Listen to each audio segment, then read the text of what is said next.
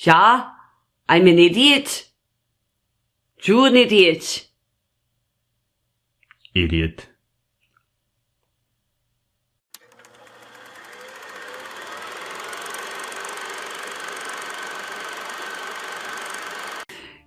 Good afternoon, my name is Kelly. And I'm Donathan. And we are Craving Cinematics. Well, we watched this past week a Swedish film called A Man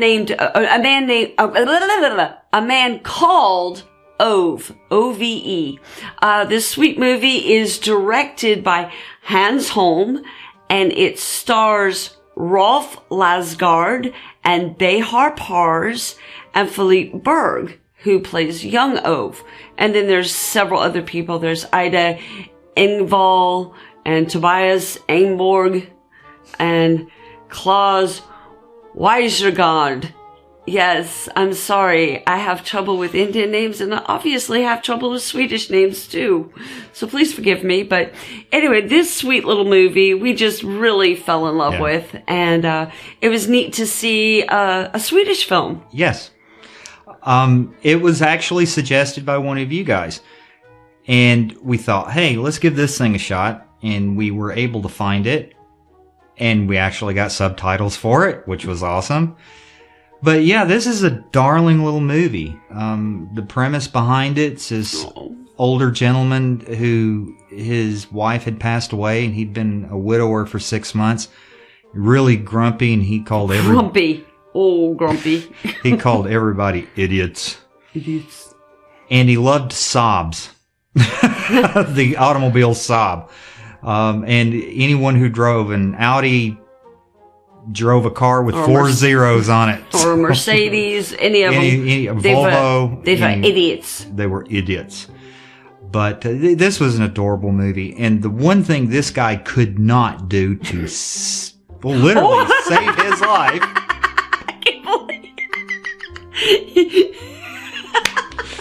Believe it or not, wording, Donathan, perfect. Believe it or not, to commit suicide, he failed every time.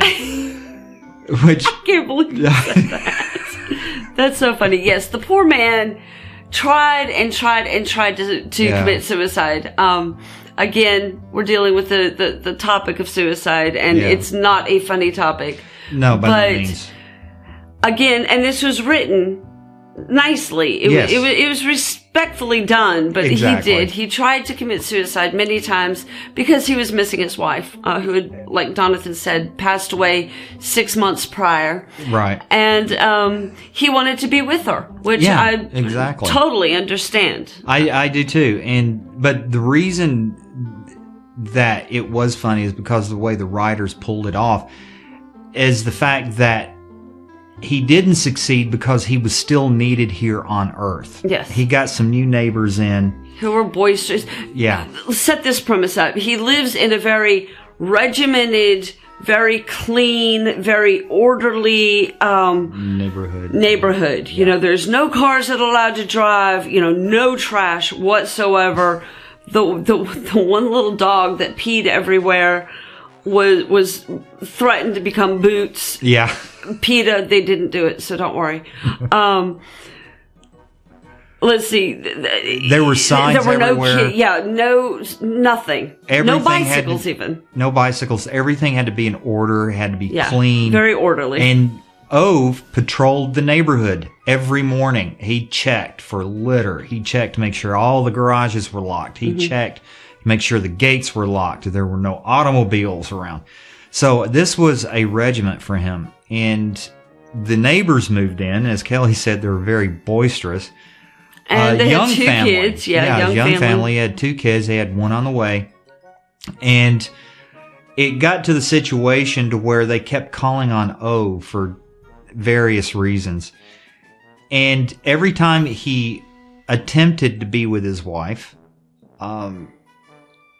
they needed him. I mean, there was one point to where he was just leaning towards with the noose around his neck, and he gets a knock on the door, and he goes, "Oh, idiots!" Yeah, and so he had to get out of that, and he had to go fix whatever they needed, and so it got to the point where you learned more because there were reasons, flashbacks. Yeah, and you learned a lot about his life and his relationship with his wife, and you understood what his motivations were, how they met, and how she died, and and their life together. This is just a beautiful story. I really enjoyed it.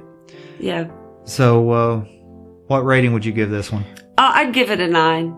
You give it a 9? I would. I fell in love with them, and the movie itself kind of reminded me of Scrooge, A Christmas Carol. Yeah. You know, with Scrooge being shown by the 3 ghosts. Of course, we know the story. You know, and becoming a better man at Christmas time. This one was just an all year round Scrooge. He was just grumpy. But through the course of his neighbors needing him, he realized that he was still needed, and he became a happier person, a nicer person, at least a little bit nicer to be around. And that just kind of was the story that it reminded me of, was Scrooge and A Christmas Carol. Yeah. Well, so what would you give it? I give it an 8.5. An 8.5. Okay. Yeah, there were places that were a little slow. But what got me was the ending.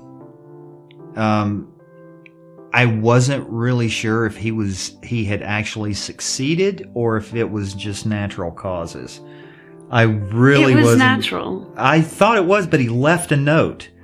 I know, but he knew he knew. Yeah. He knew. Because he couldn't it wasn't suicide, because he kept trying to commit suicide, and that's what the story was saying, is that finally he just gave up trying, and then he got his wish. Yeah. Does that make sense? Yeah, spoiler alert, sorry. Yeah, well, yeah, these reviews are going to be spoilers. Yeah, Ove does die in the end, but it's a precious. Okay, yeah, it's a sweet way he dies. It's a sweet way, but like I said, I just got a little confused right there at the end. I wasn't really for sure. I understand. Anyway. It's okay. That's why I'm here to explain things. Just like you have to explain things to me sometimes. True. That's why we work together so well. That's true. We explain things to each other. Yep. And then we turn our backs and laugh because we're too stupid to understand it. I'm not calling you idiot. Anyway, I do recommend A Man Called Ove. Yeah. Sweet little Swedish movie. Not little. It's a full-blown movie. I don't know why I'm calling it little. But it's a good movie. Yes, it's fun to watch. It's a good date night movie. Yes, it's a real good date night movie. Yep. Beautiful scenery. Of course, you know I'm big on cinematography. So, one thing I want to mention. Now that we've been watching, you know, a lot of foreign films, you know, Indian films, a Swedish film, we're starting to really get into them. One thing I've really noticed that I really like is that there's no sex and there's very little violence. There's some. There is some. There's no cussing. I like that, or very little. It seems like movies. They don't rely on that stuff, whereas I've noticed that they don't need the shock value. Yeah, American movies are more and more relying on, you know, full out blown sex scenes, which, you know, not even borderline porn anymore. True. Just straight out porn and foul language. True. So I appreciate that, and I think that's why I'm watching more of them. Yep. Okay, well, I'm Kelly. And I'm Donathan. And we are Craving Cinematics. Y'all have a good evening. Bye.